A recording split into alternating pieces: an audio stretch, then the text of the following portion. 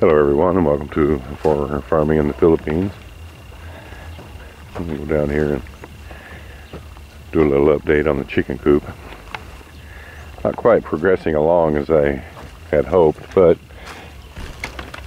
that's mainly because Tata is building a chicken mansion instead of a chicken coop. Twinkie, you leave them chickens alone. I think I made a video before on dogs here. We don't have any problem at all with the native dogs getting along with the chickens, but it's only Nini and this Phil-American dog Twinkie that we're having any problems with the chickens. Twinkie seems to think they're chew toys. That rooster there is looking like he's not going to take much crap from Twinkie.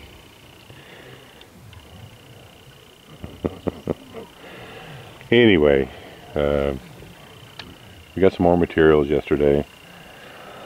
As it had worked out, we only got enough for half of the roof. I don't know how the estimation was done so incorrectly, but they've got that. Got another quarter of the roof done, and I don't know, let's see, where's the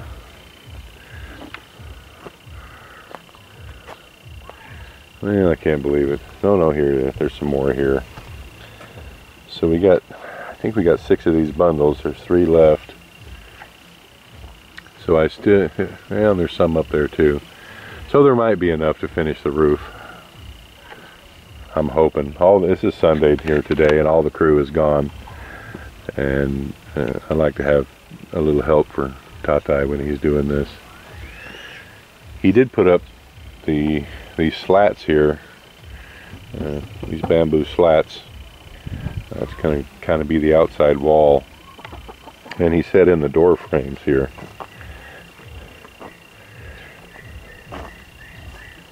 I think that's going to be about the right height for Marcel, but I can see right now that one subscriber made a suggestion about making a hook to catch the chickens.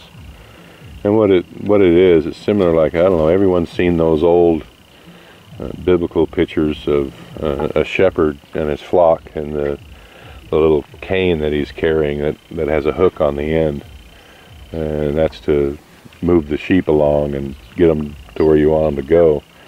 Little hook on the end, you can, just on a much smaller version, you can use that to catch your chickens with, because you just hook their feet with the hooked part of the staff, and you can catch chickens pretty easy that way with it. You don't have to use a net.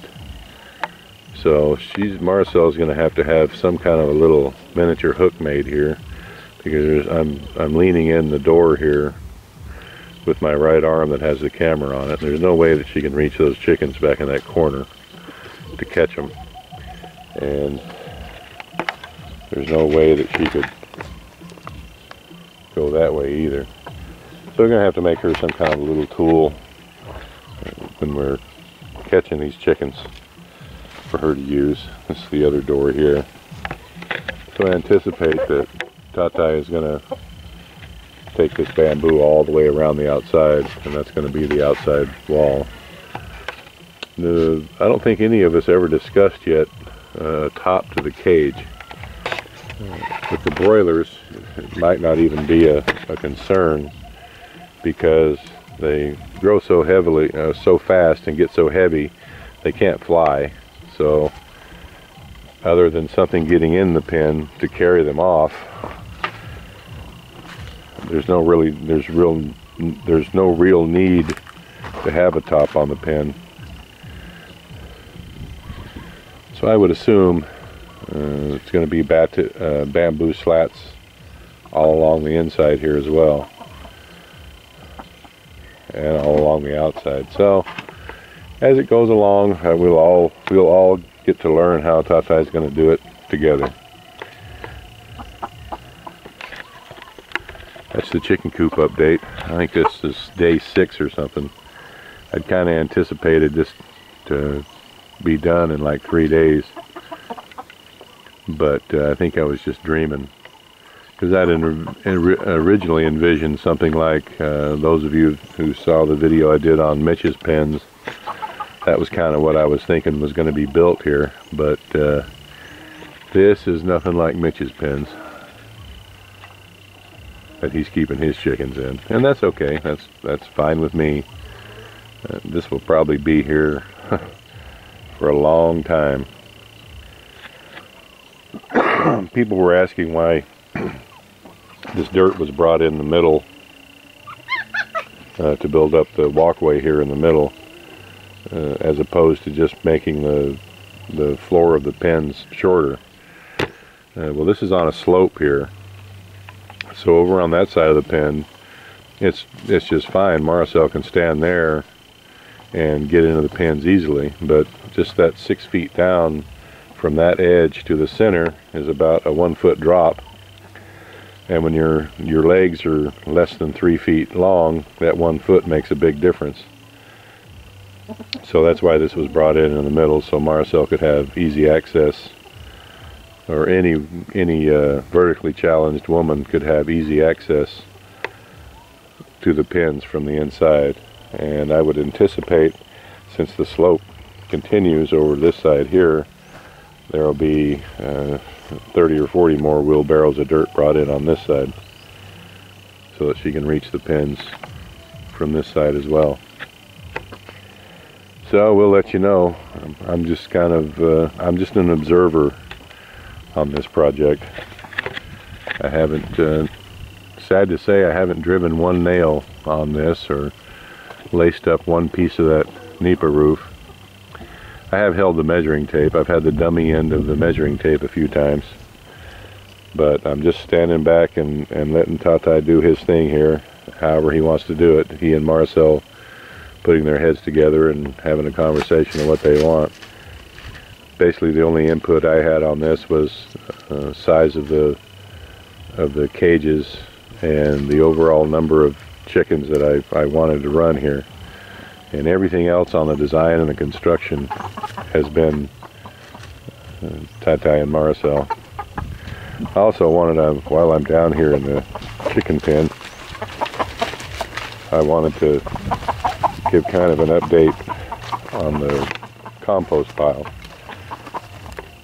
We added, Maricel harvested some bananas and sold them yesterday. I think she got $1 each per banana.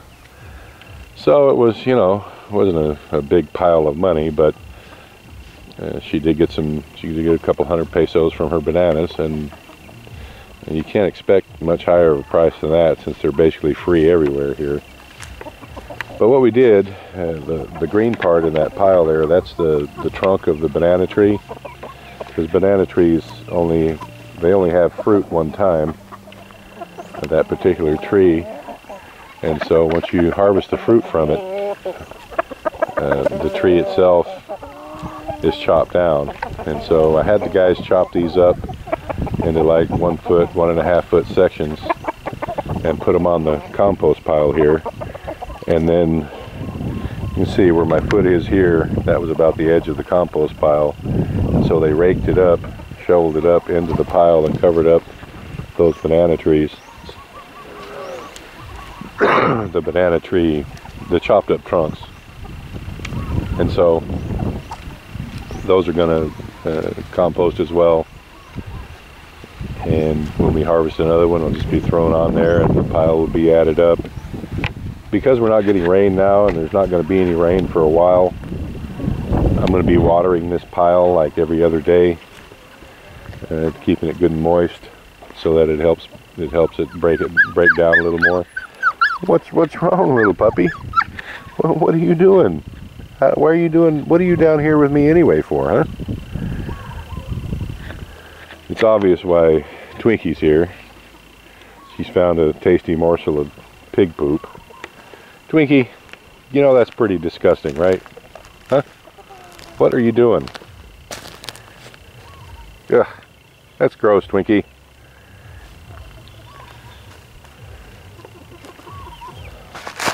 I'll go over here and check things out a bit more. At some point, I'm going to put in an automatic waterer down here. I mean, it's just got an endless amount of projects I've got going on here, and a feeble mind to get them all done. But I want to make an automatic waterer down here. I'm just going to use a ball float, because that's what I can find, and a tub, and hook it up to a water supply, and that way they'll have continuous water down here, because it's a giant pain filling up these chicken waters, these 1 gallon chicken waters. I'm just trying to streamline the labor here, get things moved along. And that's kind of an orientation there as to where that pin is. However it pencils out, whether we make any money or not, that's not the big goal on the broilers in this. But conos is going to happen at some point. And I just am not totally comfortable with the quality of the chicken you can buy in a store here. And we don't have access to another supplier that raises them other than ourselves. So in the interest of having quality meat that I have I know the history of, and that's why we're doing the broiler. Now for everyone else, I am going to keep meticulous records on costs, so that we have an idea of the cost of the chicken if we're actually saving any money. But that's not the main point, whether we're going to save money or not. It's just the trail of the chicken. I just know where it comes from. So that may be the first of several pens that we're going to make down here. I just don't know yet. It's a work in progress.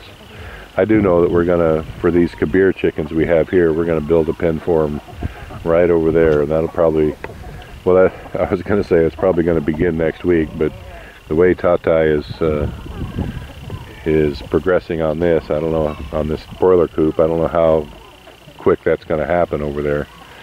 But that's the next chicken project, is when this broiler coop gets done, then we're gonna build another pen for all the breeding flock. Because as you can see, I mean, these are chicks that we raised here.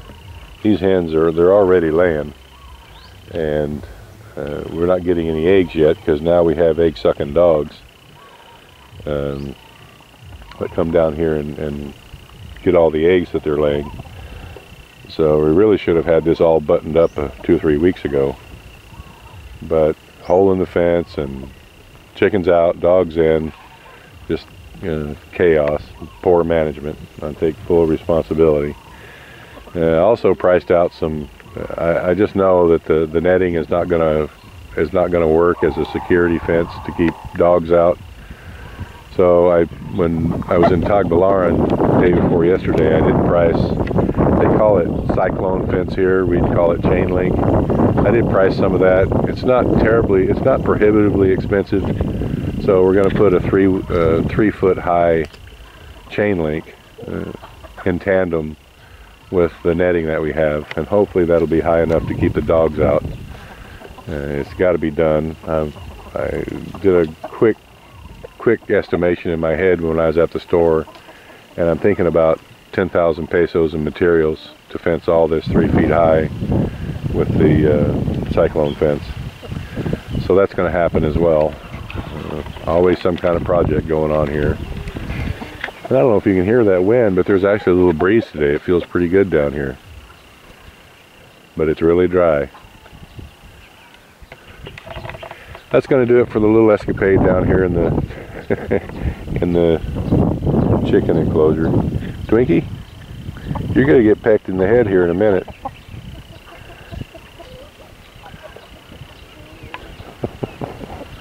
Twinkie's just wandering around, and these roosters are kind of looking at her sideways, but nobody's flogged her yet.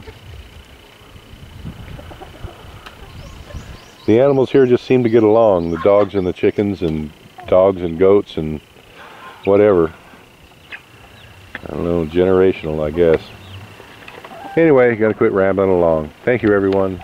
Please like, comment, share, and subscribe.